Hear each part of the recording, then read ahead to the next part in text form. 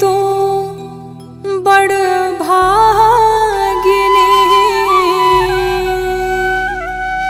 कौन तपस्या कीन्ही, तीनों लोक त्रिभुवन पति सोते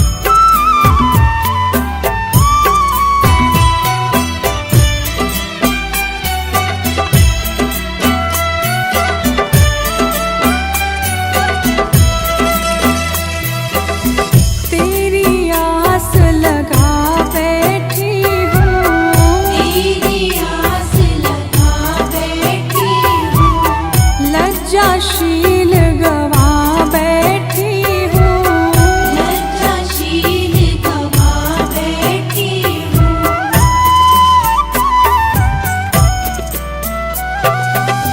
तेरी आस लगा बैठी हूँ, लज्जाशील गवा बैठी हूँ।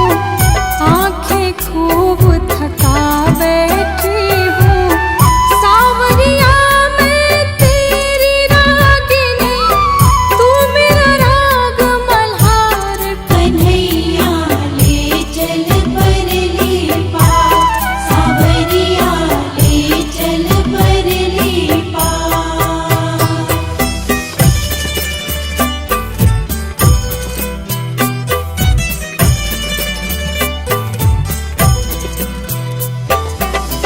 जग की कुछ परवाह नहीं है, जग की कुछ परवाह नहीं है। सूझती अब कोई राह नहीं है, सूझती अब कोई राह नहीं है।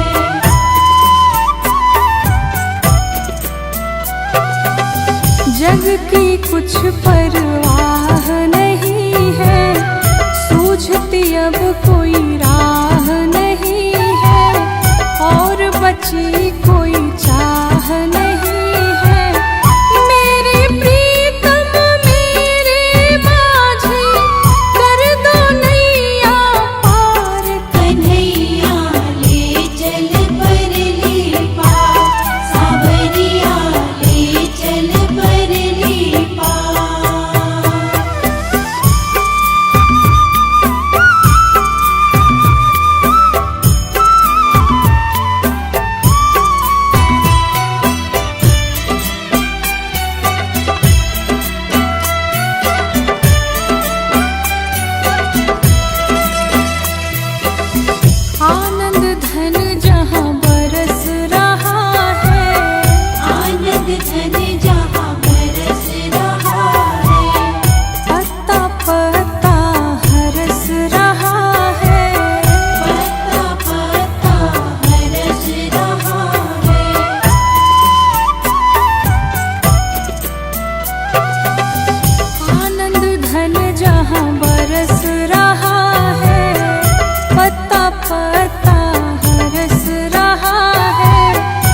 भगत बेचारा क्यों तरस रहा है।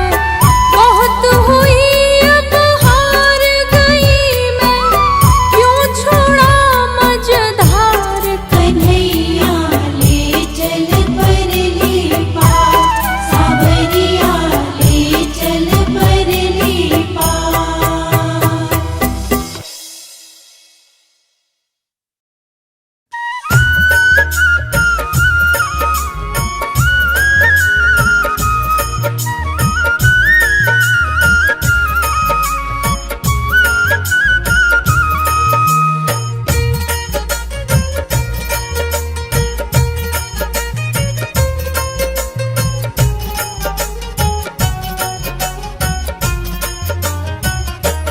हमने आंगन नहीं बुहारा, हमने आंगन नहीं बुहारा, कैसे आएंगे भगवान, कैसे आएंगे भगवान। हमने आंगन नहीं बुहारा, हमने आंगन नहीं बुहारा, कैसे आएंगे भगवान, कैसे आएंगे भगवान।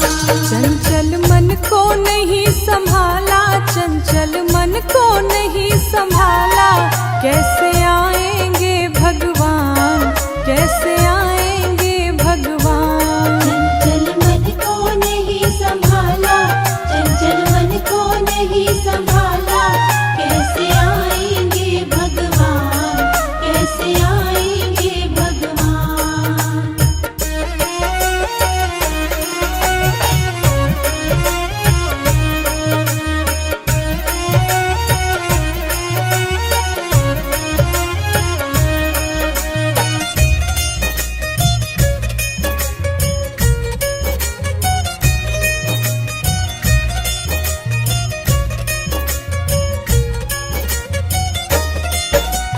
हर कोने कलमसक साई की लगी हुई है ढेरी, हर कोने कलमश कशाय की लगी हुई है ढेरी।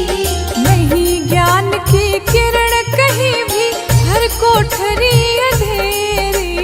नहीं ज्ञान की किरण कहीं भी, हर कोठरी अंधेरी। आंगन चौबारा अधियारा, आंगन चौबारा अधियारा, कैसे आएंगे भगवान,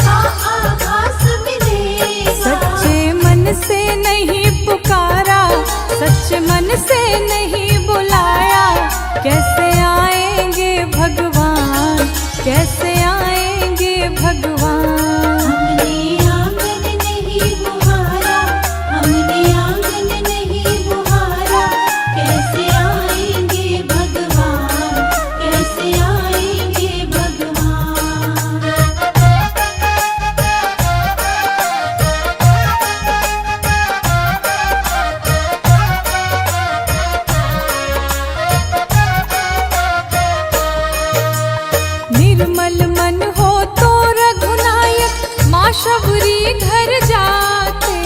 निर्मल मन हो तो रघुराई, माँ शबरी घर जाते। श्याम सूर की बाह पकड़ते, साग विदुर घर खाते।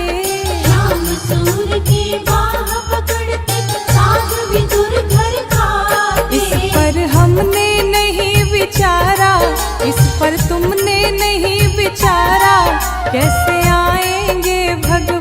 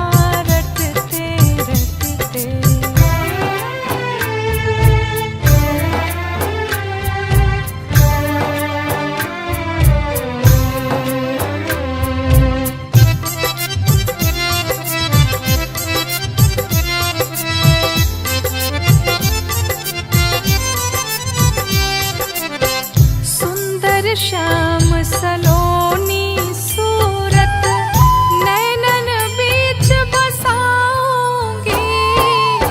सुंदर श्याम सलोनी सूरत नैनन बीच बसाऊंगी। पद पंकज की रज धर मस्तक चरणों में शीस नवाऊंगी। पद पंकज की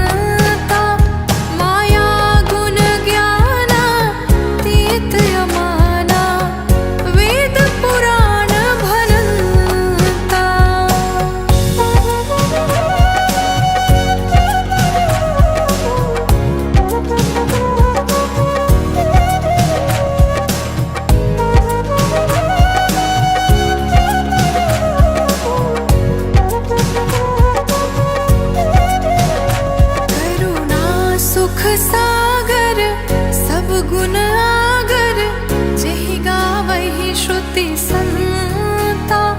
सो मम हित लागे जनय अनुरागी, भयउ प्रगट श्रीकांता। करुणा सुख सागर सब गुण आगर, जेहि गावहि श्रुति संता। सो मम हित लागे जनय अनुरागी, भयउ प्रगट श्रीकांता।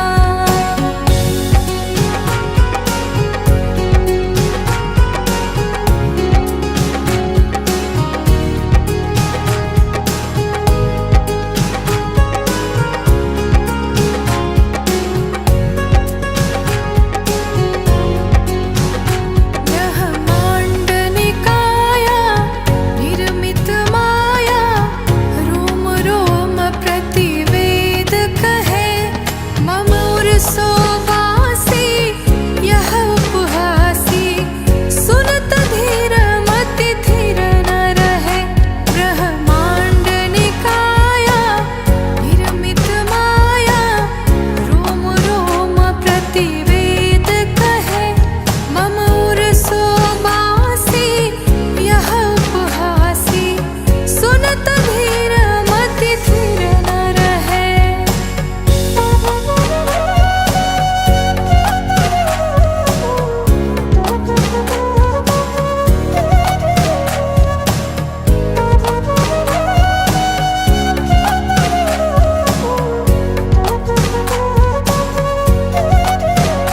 उपजा जब ज्ञाना प्रभु मुस्काना, चरित बहुत विधि कीन्ह चहे। कही कथा सुहाई मातु बुझाई, जेहि प्रकार सुत प्रेम लहे।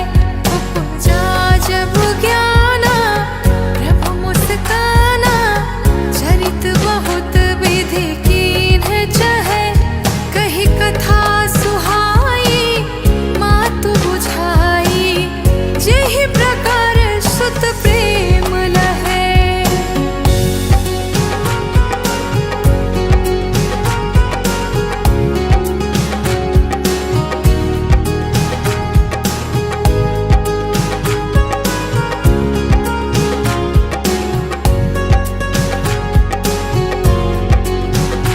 माता पुनि बोली सोमति डोली, तजहु तात यह रूपा।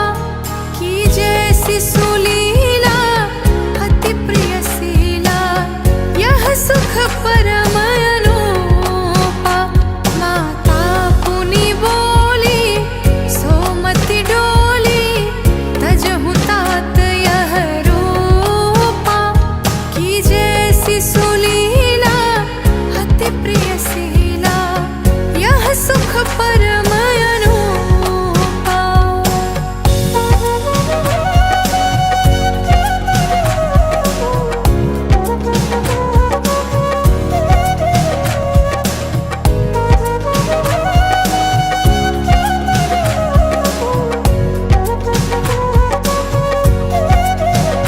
सुनी बचन सुजाना रोदन ठाना, होई बालक सुर भूपा। यह चरित जे